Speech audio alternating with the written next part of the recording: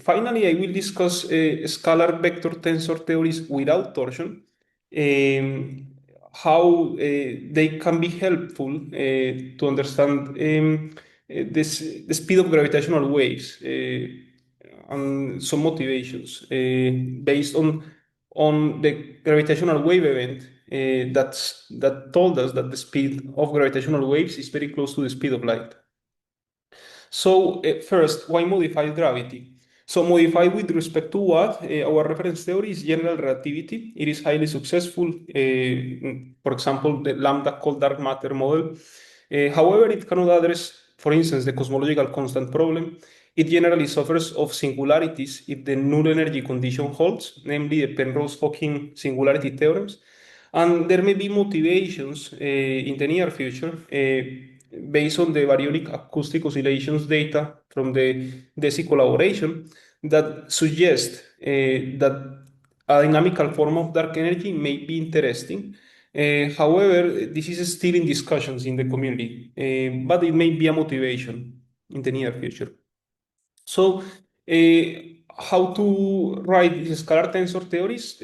First, the simplest generalization of GR is with one scalar field besides the metric, and if we demand second order equations of motion to avoid ghosts, then we find the unique answer to those criteria, which is Horndeski theory. It is extensively used for early and late time cosmology, also for compact objects and other modified gravity solutions. And essentially, it does not satisfy the null energy condition in general, which may be useful to build interesting solutions, for instance, like bouncing cosmologies. So how do we write it? We consider two fields, as I said, the metric and a real scalar field. And additional to general relativity with the usual Einstein-Hilbert action, we take also second derivatives of the field in the action with some general scalar functions that depend on the scalar field and its first derivatives that I call G sub I. And the first derivatives of the scalar are in this X with this notation. And the theory is written with the very general combinations of the Riemann curvature with second derivatives of the scalar up to cubic power, keeping second order equations of motion. In 4 dimensions, it is written in this form. In more dimensions, there are more terms. And let us go through it in a little bit of detail. The first part, L2, contains usual scalars with normal potentials. Also, it contains k-essence, which are scalars with non-typical kinetic terms, because you see here this function depends very generally on the first derivatives of the scalar. We see also this GL3 contribution, which is the low energy effective theory of the Dybali-Gavadavsi-Porrati model. It became very well known because it leads to self-accelerating solutions, even in the absence of a cosmological constant. And here in L4, we see as a particular case, for instance, we see Einstein-Hilbert action in the case G4 is constant. But also it is more general. For instance, if G4 depends only on phi, on the scalar, without derivatives, then this contains Brans-Dicke theory, and it's a Brans-Dicke type theory. But if we go to more general case where there is a coupling of the derivatives of the scalar in X with curvature, then this goes beyond Brans-Dicke theory, and to avoid propagation of ghosts, we must have counter terms, which is why we have these very particular functions here, these coefficients. For instance, in this case, a little bit more general, we have these very particular coefficients, and those coefficients are such that the equations of motion are of second order. So let me also point out that this is zeroth power in second derivatives of the field. This is first order, first power of second derivatives of the field. This is quadratic, and this is cubic. So this is a way to classify these Lagrangians, just to understand them a little bit easier. So we can go a little bit more general by allowing higher order equations of motion and still requiring the absence of Ostrogradsky ghosts using constraints. This can be achieved simply by demanding the degeneracy of the kinetic matrix.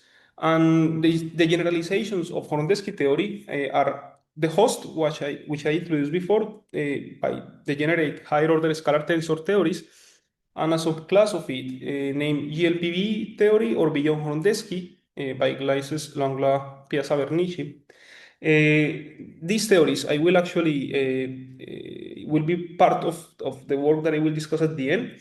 They are written as Horndeski theory plus two extra terms. Again, we have two extra functions, which are, however, not free if we consider the complete action, because this action leads to, with these two additional terms, leads to higher order equations of motion, and there must be some relation between these functions in order to avoid propagation of ghosts. In particular, that relation takes this form, and so one of the functions, f4 or f5, depends on the other. And this, as I said, this condition implies constraints that eliminate ghosts. So what is the motivation to consider this theory? One of the motivations is that it can avoid the global stability issues on cosmological background that Horndeski theory usually suffers. And I will introduce that in the moment. So to consider those cosmological perturbations, let us first introduce some notation. Let us consider a perturbed scalar with phi, the background field, depending only on conformal time, eta, and the perturbation. We also consider the perturbed metric written in this form with here G, the usual Friedman-Lemaitre-Robertson-Walker background, with A, the scale factor, again in conformal time. The metric perturbation written in terms of irreducible components with four scalar perturbations, two component transverse vector perturbations, and the usual symmetric traceless and transverse tensor perturbation H, which we can also call in this context the graviton. So the quadratic action for the tensor modes, usually in Horndeski theory, takes this form.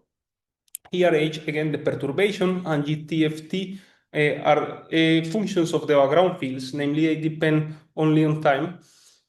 So a key aspect that one can see here already is that the speed of this graviton, of these tensor modes, gravitational waves in these models, is different from one in general. However, in 2017, it became known that the speed of gravity is very close to the speed of light from this event, gravitational wave event, and from this associated gamma ray burst, the speeds are very close to one. So this is in some tension. This property of Horndeski theories and scalar tensor theories in general is in tension with this observation. This is a first property, very general property of scalar tensor theories. On the other hand, the vector sector is non-dynamical, and the scalar sector can be written in this form.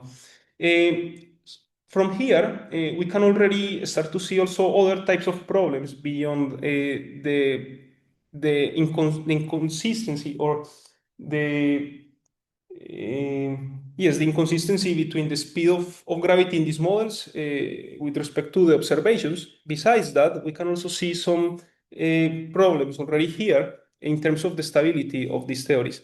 So let me come back and point out that here, if we don't want ghosts, GT must be positive, FT must be positive in order to avoid gradient instabilities of the cosmological background against these perturbations. We want also in general, even if this is different from one, we want this speed to be smaller or equal than one. So we have already three constraints on these two functions in the tensor sector. And on the scalar sector, separately, we must demand also no ghosts for the scalar mode, gradient stability of the cosmological background against this scalar mode, namely this positive, and also that the speed of these scalar perturbations is subluminal.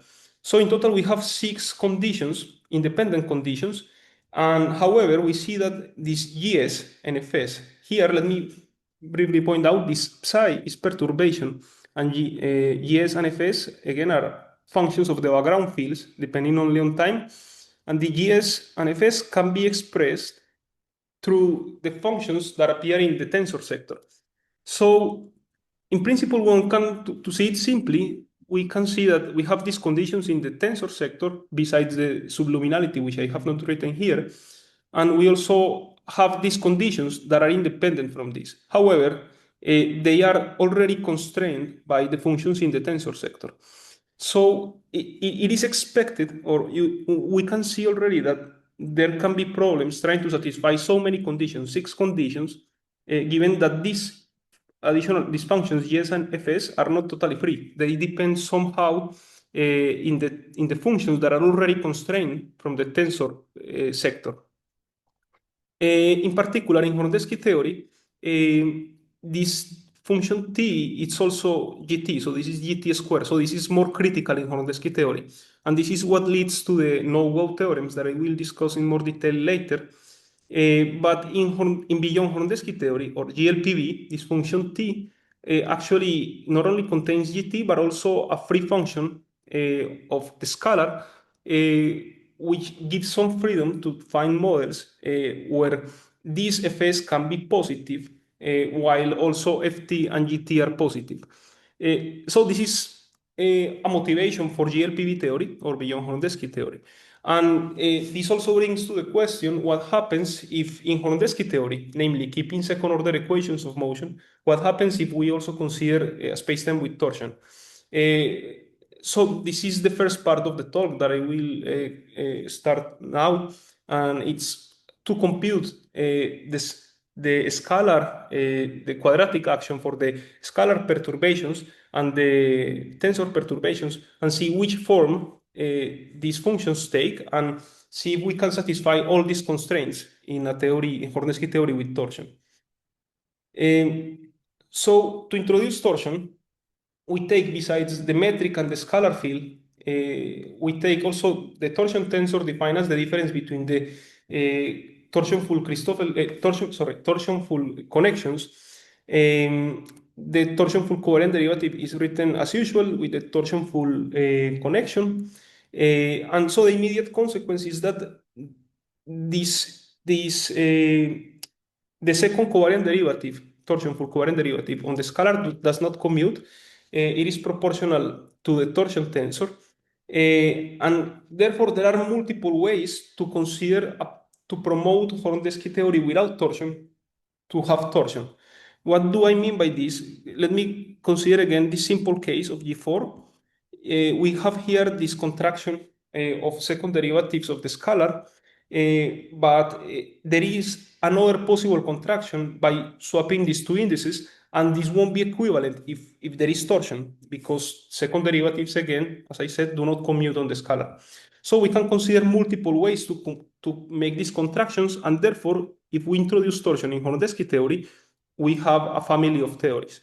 In particular, so promoting these covariant derivatives to have torsion, there are two possible terms. Keeping the no-boss condition, there is actually a free parameter that I call C here.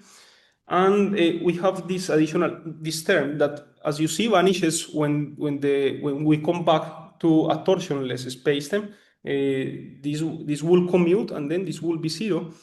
There is actually another possible term, which is a contraction of this term not with the metric, but with antisymmetric tensor.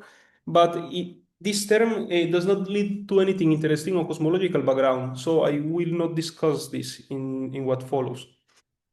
So from now on, the theory that I will consider is Horndeski theory with torsion written in this form. You see here we have these additional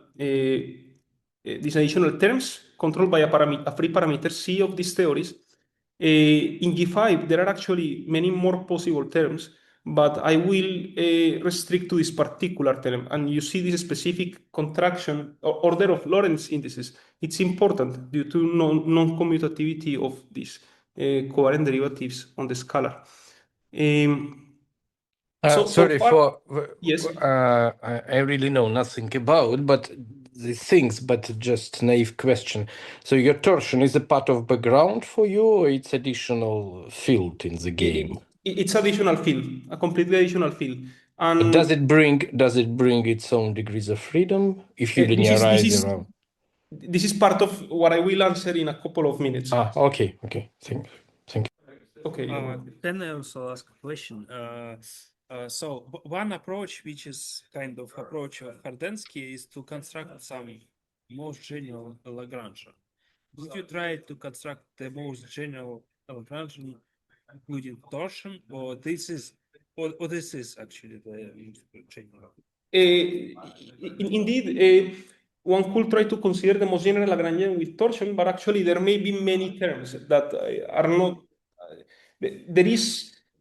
We didn't. To answer very clearly, we didn't. We didn't aim for this generality. We just consider some possible terms that keep just promoting the. Let me go back to the Horndeski action. We have this action, and just what will happen if we consider that these covariant derivatives are torsionful. This was the essential question. And what we found is, okay, there is some additional freedom even while keeping this. In principle, we could consider other terms with torsion, but there is no clear criteria of where to stop. So the criteria was to consider what happens with Horndeski theory. We consider this torsionful covariant derivatives. Is there even in literature is there in literature the Lagrangian distortion constructed in the spirit of Horndeski theory to require that the field equations are second order, but you add torsion any terms possible? Is there a classification of Lagrangians? No, there is no such case. Okay. There are many studies with torsion in Horndeski, but in other formalisms, which I will introduce now. What is the difference between this study and those formalisms? Okay, so as I said, just consider what we did is just consider this Horndeski action, considering that these covariant derivatives are torsionful. And we want to see how that affects the stability of the cosmological background against perturbations. That's essentially the main objective. And so far, I only introduced torsion as a tensor that is defined by the difference of torsionful connection. But in general, this torsionful connection could be considered as a field on its own. But and that's called first order formalism, and people have considered this in the literature. But in this work, we consider a different formalism, second order, which is the same formalism that, for instance, of Einstein-Cartan theory, which is writing the torsionful connection in terms of the Christoffel connection, which is, as usual, written in terms of the metric, and an independent field, the contortion tensor. In this formalism, the contortion tensor is written in terms of the torsion tensor, but it's very useful, the contortion tensor. So we keep that the contortion tensor as the fundamental field, and the torsionful covariant derivatives can be written in terms of the torsionless covariant derivatives plus a contortion term. So just to give an example, the L4 part of the action with explicit contortion takes this form. Here, these covariant derivatives are actually torsionless, are associated to the Christoffel connection. And we have here explicitly contortion. So what we want now is, as I said, compute the number of degrees of freedom and also the quadratic actions for the scalar and tensor modes with contortion. To do that, let us keep the notation that I introduced before for metric perturbation. I missed this part. Do you have a kinetic term for K for torsion? Indeed, we do have. You see here that, for instance, there is this coupling of K with second derivatives of the scalar. So variating in the equation of motion for the scalar will give, in principle, second derivatives of second covariant derivatives of contortion. Okay, thank you. Okay, so to consider these cosmological perturbations, let us keep the notation that I introduced before for metric and the scalar. and we consider the perturber contortion tensor in this form. Let us point out that this contortion tensor has an antisymmetry in two indices, therefore it has 24 independent components. For the background part, we have only two non-vanishing background fields on the cosmological background, which I call X and Y. Y will be relevant, it will be zero due to equations for the background fields, but X is in general non-trivial. And regarding perturbations, we have 8 scalars denoted here as Cn and 6 two-component transverse vectors denoted as B, and two two-component transless symmetric transverse tensors, T1 and T2. So the perturbations of contortion tensor can be written in terms of those 24 components as in this form. And now we can compute the scalar and the quadratic actions for the scalar mode and the tensor mode. And for the moment, for simplicity, let me keep only this part of the action, which is more manageable. And the tensor sector takes this form. One of the essential points that will become evident later why it is essential is that one of the tensor perturbations of contortion decouples. It appears only here.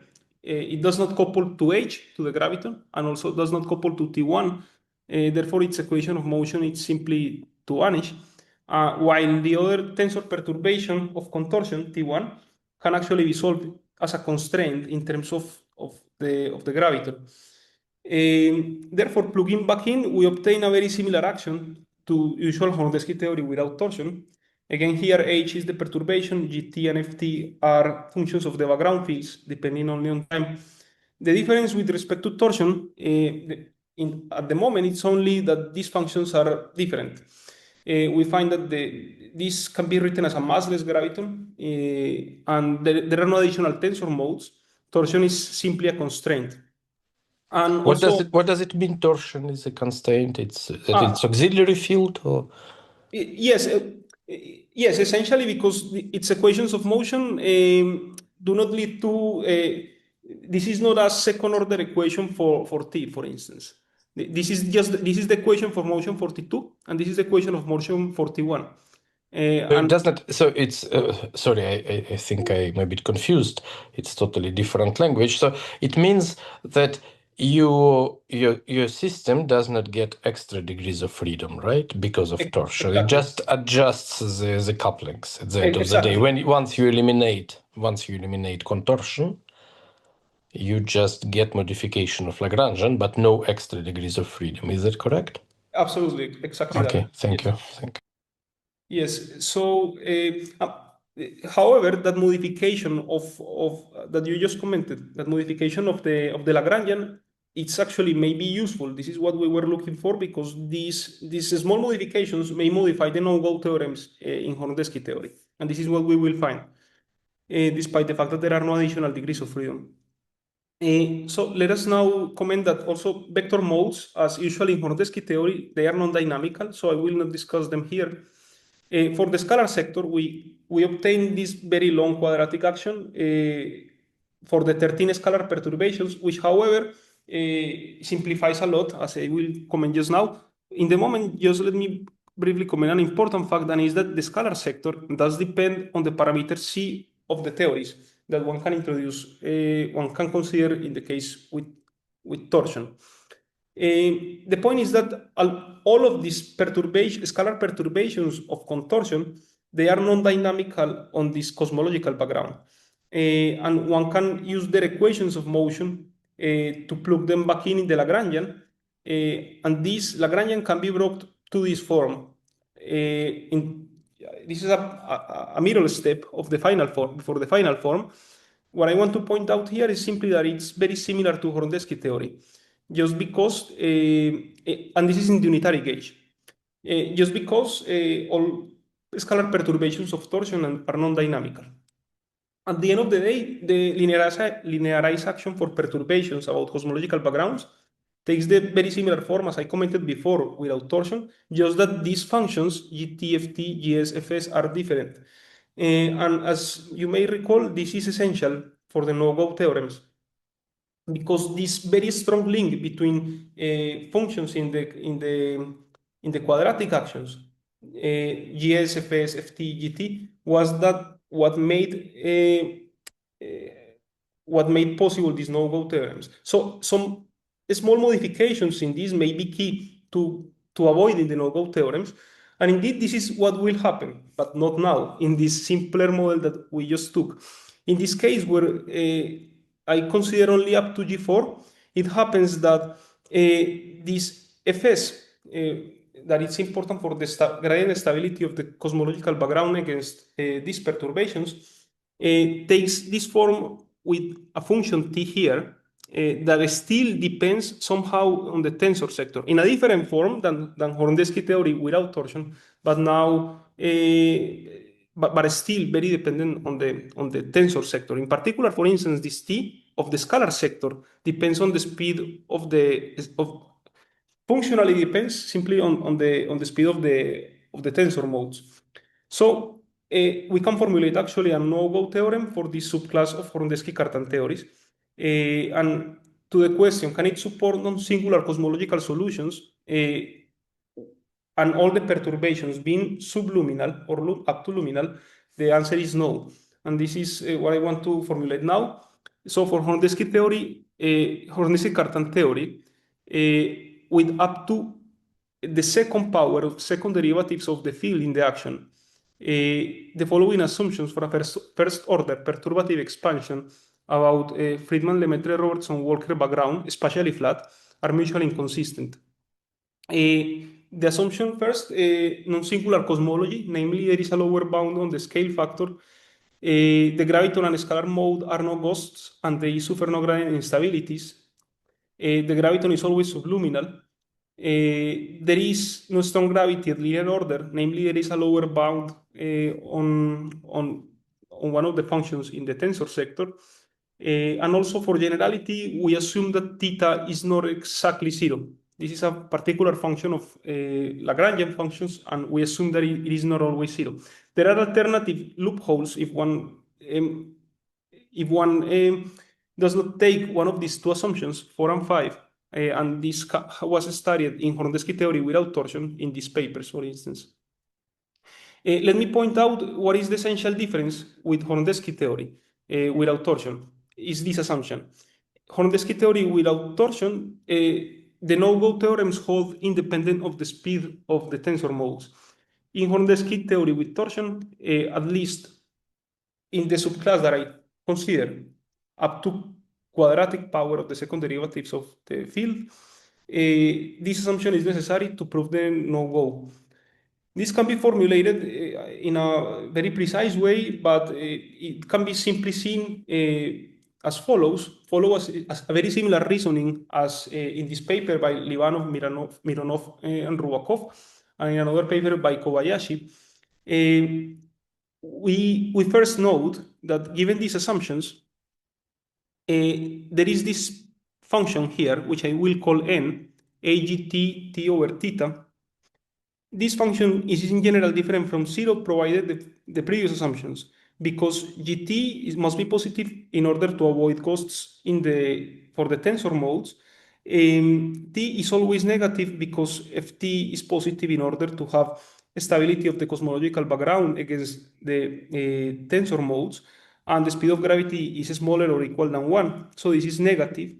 Theta is a regular function. It cannot be infinite. And A has a lower bound, positive bound, because we want non-singular cosmologies. So this is non-zero. On the other hand, we see by demanding the stability of the cosmological background against scalar perturbations that Fs must be also positive. And because the Ft is always also positive, which comes from the condition that the cosmological background is stable against tensor perturbations, it means that there is a lower bound on the derivative of this function n, lower positive bound, and therefore it means that n is monotonous increasing, which means n never approaches zero, not even in the infinite, in the asymptotic past or future. For instance, a typical form that n could take will be this. Because there is a lower positive bound on the slope of n and will eventually cross zero, which contradicts what we had obtained from the first assumptions. So it means that we cannot build these stable non-singular cosmologies against always subluminal perturbations. So we can, for instance, build an example of this. The essential point, as I commented, is that, sorry, the essential point, as I commented, is that we can build stable cosmologies, but we must require a arbitrarily short period of superluminality of one of the perturbations. We can do that just as a proof of principle, and very quickly, let us take a non-singular cosmological background in this form. Let us take an ansatz for the free functions in the Lagrangian. We take this ansatz as a expansion in X. And what we do is plug in these ansatz into the quadratic actions for the scalar and tensor, and demand the conditions of stability of the cosmological background against all perturbations, demand the condition of no ghosts, demand the condition of subluminality of the tensor modes, and also demand that the equations for the background fields are satisfied. And we also actually can demand that the theory becomes asymptotically GR in the asymptotic past and future. However, but as the no-go theorem said, we cannot demand the subluminality of the scalar mode. And this is what we obtain. We obtain that n can vanish because t can vanish. But if this happens, if t vanishes, as it happens here, t vanishes here, it means that at some point, the speed of gravity had to be bigger, speed of gravity squared had to be bigger than 2. So what we obtain is this. The speed of gravity of the scalar was 1. We built it to be 1, but the speed of the tensor modes needed to be bigger than 1 at some point. Earlier, I actually I commented wrongly. What we couldn't demand was the speed of the graviton, always subluminal. But here you see that this is the correct statement. The speed of gravity needs to be bigger than 1 at some point in order to satisfy the stability of all of the cosmological background against all modes. And as I commented, for instance, we consider here the asymptotic expressions for those solutions to the functions in the ansatz, and one can identify that what we actually have at leading order is just GR with a usual scalar field. However, this still suffers from the superluminality of the graviton at some point. So the question comes, what happens if we consider the complete theory? Before we had considered only these first 3 lines. What happens if we also consider this line? The difference here being that in this line there are also cubic powers of the second derivatives of the field. This is essentially all Horndeski theory with torsion.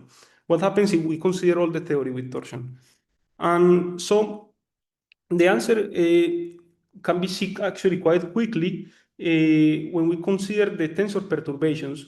The action becomes this, and let us compare what happens in the case I discussed just before and the case with up to cubic power of second derivatives of the field. We have now that T2 not only appears here without being coupled to any other field, but T2 also couples to here, also couples to the graviton and to the first tensor perturbation of contortion. Thus, in this case, when we consider also G5, this third line, G5, T2 does not vanish. it can be solved as a constraint. It can be eliminated as a constraint. And the action for the tensor modes will be very different from the action without this G5. The conclusion is that this GT FT of the tensor sector, it's actually in general dependent on momentum, which is typical of theories that spontaneously violate Lorentz symmetry. And GS and FS take a form that is very different, is not constrained by the forms of the functions in the tensor sector. Therefore, the point is that we can satisfy these conditions and the subluminality of all the modes independently without meeting any contradictions at some point of the evolution, because simply they are very different combinations of the background fields. In other words, we cannot formulate a no-go theorem in general, and we can actually build an example of that. This is a real graph of what we obtain by the similar procedure that I described before, taking an ansatz, an expansion on powers of x of the functions in the Lagrangian. We can build such a cosmological bounds where all of the perturbations, you see here the speed of the graviton, and here the speed of the scalar mode, they are always subluminal. Here there is a detail of that. And still we could satisfy the stability of the cosmological background against all perturbations. In other words, the mixing with torsion perturbations breaks the link between the action for the graviton and the scalar, which will usually lead to no-go theorems in Horndeski theory without torsion, and the subclass that I commented before with torsion. In other words, it turns out that the no-go theorems in Horndeski theory are not very robust against some mixing with additional fields. In this case, that could be motivated by introducing just torsion. This is still maybe surprising, because there are also generalizations of these no-go theorems to consider multiple scalar fields. Even with the most general combination of scalar fields of Horndeski type, Horndeski theory still suffers of these instabilities. But Horndeski theory with just one scalar and torsion already can avoid these no-go theorems. It turns out that this mechanism to avoid the no-go theorem is actually very similar to what happens in beyond Horndeski theory, to GLPV theory. It's simply that in GLPV theory, one must give up the constraint of having second-order equations of motion. One must rely on the degeneracy of the kinetic matrix to avoid the propagation of ghosts. So to the question, how to avoid the no-go theorems in Horndeski theory while keeping second-order equations of motion, the answer is consider torsion and up to a cubic power of second derivatives of the field. At least this is the conclusion for first-order perturbations. It is, of course, necessary to also consider higher-order perturbations to see if there are not strong couplings. But this is the conclusion that we could get at this point. Okay, so as a final conclusion for this first part of the talk is that the number of degrees of freedom is not modified by the introduction of torsion, at least at linear order. We show a no-go theorem in the quadratic subclass of the theory, namely with up to second power of second derivatives of the field in the action. And we found that due to the mixing of torsion perturbations with perturbations of the metric and scalar, when we consider the full Horndeski theory with torsion, the no-go theorems cannot be formulated.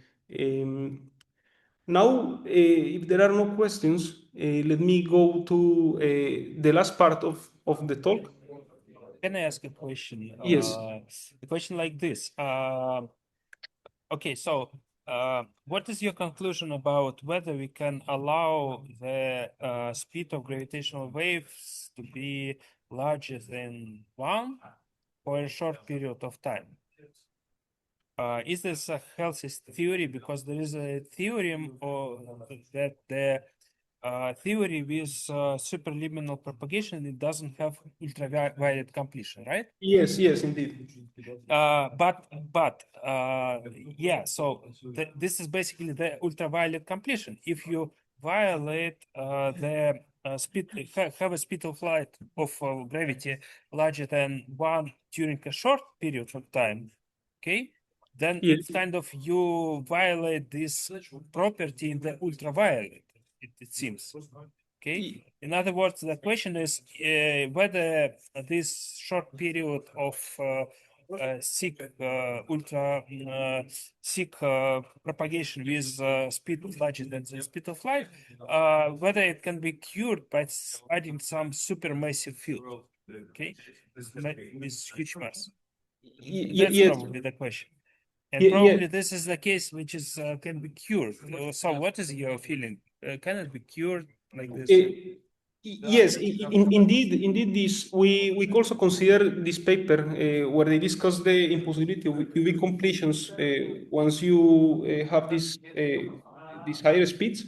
And indeed, to be very short, I don't have an answer for that specific theory because it is not clear how yeah for us it was not clear how to try to cure this theory. Let me be clear. This theory, these lines, this first lines, the L2, L3, and L4, how to cure this theory by adding some field. It was not clear. The other. So you do not know how to add a second, an extra scalar, some scalar interacting with gravity, which would make the make the gravitational waves propagate with this speed, smaller speed. Exactly. So We don't know. Okay. It was very tempting indeed because the superluminality needed to be only for an arbitrarily short period of time. So as you said, it could be just something about a problem of the UV completion. It was very suggesting, but we had no clear way to extend this. However, let me comment that if we consider the complete Horndeski theory with torsion, namely also with G5, then we can avoid those problems. At least they're linear order. When this happens, the relations between these functions in the action, they are not very strict, and therefore one can satisfy. Yeah, that part I got. My question Yes. was about whether the previous example Yes, is I sick understand. or not. Okay, Okay, I see. thank you. Okay, thanks. Okay, so let me come back to the last part of the talk. Now I will not discuss the theories with torsion.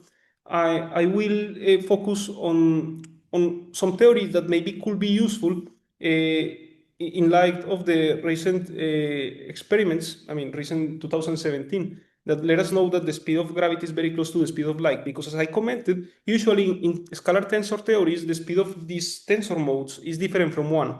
So different from the speed of light.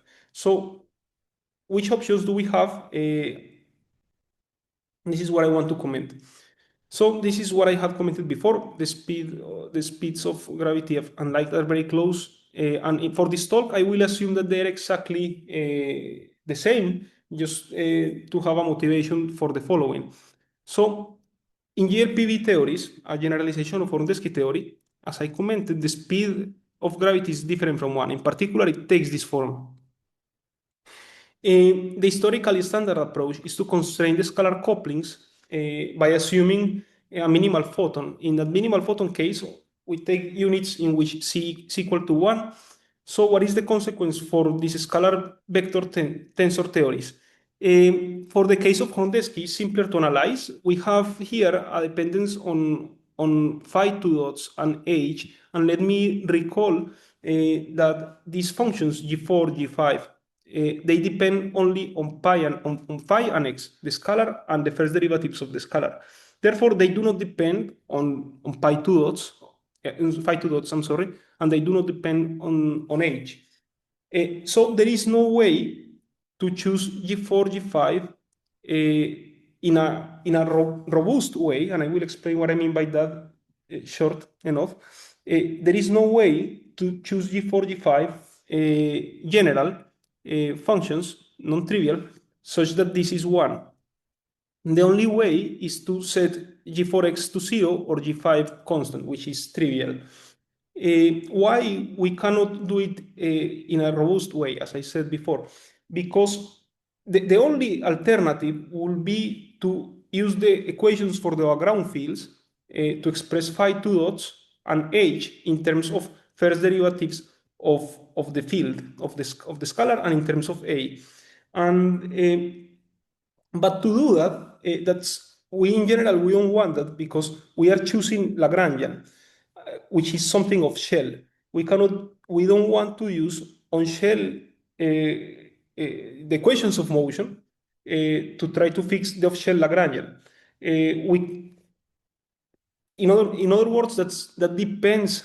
That will make the theory very dependent on the matter content of the theory. So in general, we don't want to choose to use background equations for the background fields to try to find these functions such that these speeds are exactly 1.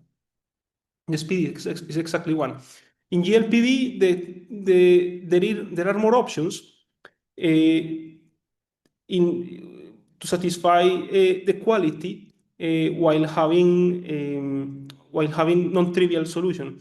In the case f5 is 0 and g5 is constant, we can set g4 in this form to vanish this part. Here there is some minus actually. And so we will have here 0, 0, here also this vanishing, and then we will have 2g4 over 2g4, then we get 1, even when g4 depends on pi and on the scalar and the first derivatives, and just with this f4 in a very specific way. However, this also brings some additional problems. For instance, Creminelli, Lewandowski, Tambalo, and Bernici computed that there are some constraints. In general, these theories lead to gravitational wave decay to the scalar. But this, in principle, should not happen because we observe gravitational waves. So to suppress the decay, one will need to satisfy that. But if G5 is constant and F4 is fixed in order to satisfy the luminality of the gravitational waves, then this cannot be satisfied. And so the theory will imply a decay of the gravitational waves, which we don't see. So even if we can satisfy in beyond Horndeski theory the quality of the speeds for non-trivial G4, even then we will have other constraints that we cannot satisfy, which are equally important. So what are we left with? For instance, in Horndeski theory, we are left with a Brans-Dicke type theory, G4 only depending on phi, which is still non-trivial, but it reduces a lot the theory space.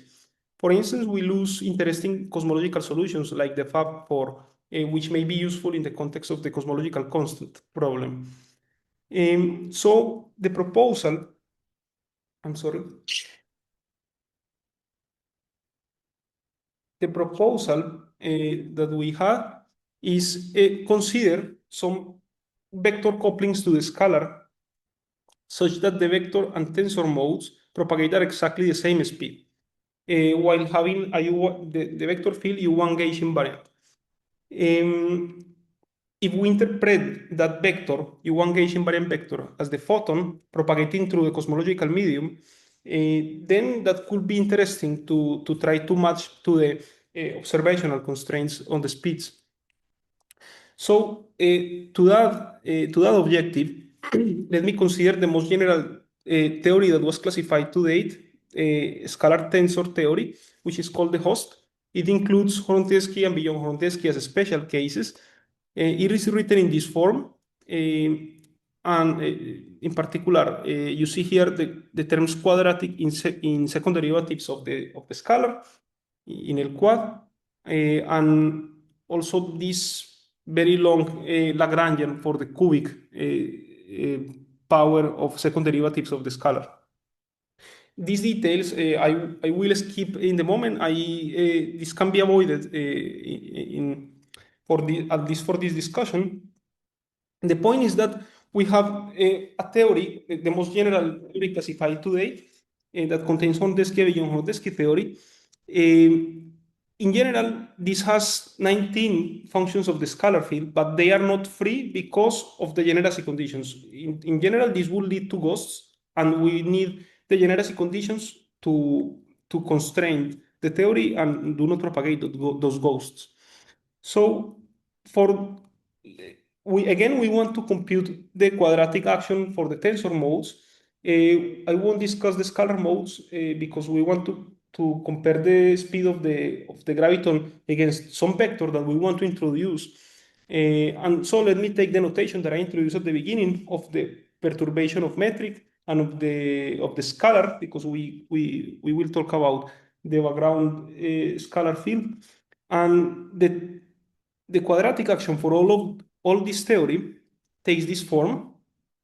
As usual, in Horndeski, but now these GT and FT are quite different.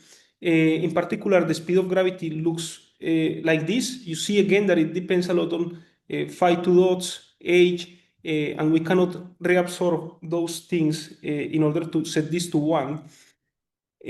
So what we want to do now is to introduce a vector besides this theory, such that the speed of that vector is exactly the same as this. So there may be many ways to do that, but one way that we saw is the following. Let us try to set this, and for the moment, as a tool for our purpose, let us consider a Kaluza-Klein compactification of a related theory in higher dimensions. So let me go slowly through this. We want a vector that propagates at exactly the same speed as the metric perturbations in 4 dimensions. So ideally, one way to say this is we could start from a theory in 5 dimensions where the graviton in 5 dimensions propagates at a given speed, then use the usual Kaluza-Klein ansatz, decomposing that metric in terms of the metric in 4 dimensions and the vector in 4 dimensions. And so we will expect indeed that because there was a single field propagating in 5 dimensions at a given speed, then in 4 dimensions, those fields that make up the Kaluza ansatz will propagate at exactly the same speed. So this is a motivation to take this as a tool, just for our purpose, to consider the same theory, the host, that I introduced before, but in 5 dimensions. Take the usual Kaluza-Klein ansatz, decompose in terms of 4D fields, and here I'm taking all the assumptions possible that one can take here. Like, assume the compact extra dimensions with the cylinder condition, such that these fields do not depend on the 5th dimension, and so they are 4D fields. So we can rewrite this action in this form, a part that it's the host in 4 dimensions plus the vector sector coupled to the scalar and to gravity, also in 4 dimensions. So here I have taken also another one of the all of the possible assumptions, as I said, and we consider here no dilaton, because this is just a tool to obtain the desired couplings in 4 dimensions of the vector to the metric. Later I will comment a little bit more on that, what happens if we consider here the dilaton. But for the moment, what we obtain is that as we expected, these couplings of the vector here, the usual field strength, coupled to the scalar.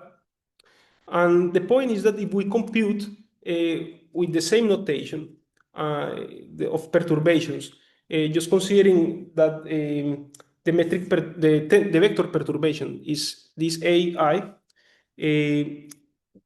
the quadratic action takes this form, and as we expected, GA and FA are quite similar to the actions to the functions in the action for the tensor modes. This difference may be a puzzle because we started from Kaluza-Klein from a theory in 5 dimensions. We took these ansatz, and this can be a puzzle, and I will explain why it happens. But the point is that in the moment is that we want to compare the speeds. We want them to be the same, and therefore the condition is clearly that we need to take B3 equal to 0. In principle, it can be done, but I am not talking yet about the degeneracy conditions. Let me remind you that this function B3 here, for instance, B3, is one of 19 functions. Most of them will be not free. So we may not be free to set B3 equal to 0. And in many cases, we cannot set it to 0. It depends on the degeneracy class. And in the cases where it can be done, then one will obtain that this vector will propagate at exactly the same speed as the graviton. So as I write here, one needs to check the cases where the degeneracy and this condition is indeed possible to take those two things at the same time. So now let me comment a little bit on what happens if we consider the dilaton, and this is actually a cross-check of these results. If we consider the dilaton in the G4 component of the metric, then these speeds take this form. But here, this is non-zero. So if we take a homogeneous isotropic cosmology in 5 dimensions, namely if the dilaton background that I call here phi, if phi uppercase, if we take it equal to the scale factor by isotropy in 5 dimensions of the background, then we will see that this is 0 immediately, and so as we expected, the speed of gravity and the speed of the vector are the same. So the reason, in other words, the reason why we obtain this difference when we don't consider the dilaton is that we broke isotropy in 5 dimensions, in the spatial dimensions, in the 4 spatial dimensions, in 5 dimensions, when we ignore the dilaton and when we compactify. By doing that, this is where we introduce this extra term, that we need this additional condition in order to satisfy the quality of speeds. So as a possible application of this, just to end the talk, a possible application is in the case of GLPV theory, in the particular case of this vanishing, we obtain almost Horndeski theory, as I commented before, with the F4 and G5 not depending on X. In that case, the speeds of gravity and the vector take this form, which is different from 1, but it is the same. Therefore, the point is that it can satisfy these constraints. It can satisfy these constraints. Not being 1, but being the same. And so what happens now with the additional constraints? The constraint on the gravitational wave decay to the scalar of dark energy. So if we interpret this as the photon, which I was implicitly doing just before, we can satisfy that constraint because F4 now is a free function. And that free function can be solved in this form. And in that case, one can in principle satisfy this gravitational wave decay constraint. So this is the consequence of having additional freedom by the introduction of these scalar vector couplings in the action, sitting beside the usual Scalar-Tensor theories that I introduced before, the host or beyond Horndeski theory. So to conclude, so we consider GLPV theory, also called beyond Horndeski theory, and its generalization. We obtain the scalar vector couplings such that the U1 gauge invariant vector propagates exactly at the same speed as the tensor modes in the host theories. And if one interprets the vector as the photon propagating through the cosmological medium, then these couplings may give a viable path to align with experimental constraints. So many thanks for your attention. Thank you very much. So there were questions, maybe there are more? Then I ask the following question. What about the Cherenkov radiation? If you have two particles and one moves with a speed of light higher than the other, then probably the second particle feels this first particle is just superluminal from the viewpoint of this second particle, right? Okay, so if graviton moves with speed of equal to 1, and there is a scalar which moves with speed smaller than 1, then probably the graviton should Cherenkov radiate this second particle, no? So my question is whether did you analyze the Cherenkov type of radiation and whether there is such a radiation generically? No, we didn't analyze this, but if we let us say that if we have this constraint automatically satisfied, but we actually choose the G4, G5 functions such that they are always subliminal, subliminal, no, lower than 1 in our units, then it won't be different than usual Horndeski theory. Yeah, what I mean, no, I don't mean this example. I mean, you have a graviton, you have a scalar sector, right? Yes. And suppose graviton moves faster than the scalar. Okay. Why cannot it just radiate this second particle, which is slower? Because graviton, from the viewpoint of this particle, it moves with speed smaller than the speed of light, higher than the speed of light. So we can discuss it later, probably. Yeah. So that's too loud. Yeah. Okay. Thanks for the talk. Anyway. Okay, thanks. What I can comment on this regard is that, yes, indeed, we did not consider that because we have been working until now, we have been working up to quadratic order. And at quadratic order, there is no mixing between sectors. There is no coupling between perturbations of tensor perturbations and the scalar. At third order, where these constraints appear, that were computed by Lewandowski, Creminelli, and collaborators. Yes, indeed, those effects, for sure, they are interesting, but we have not considered them.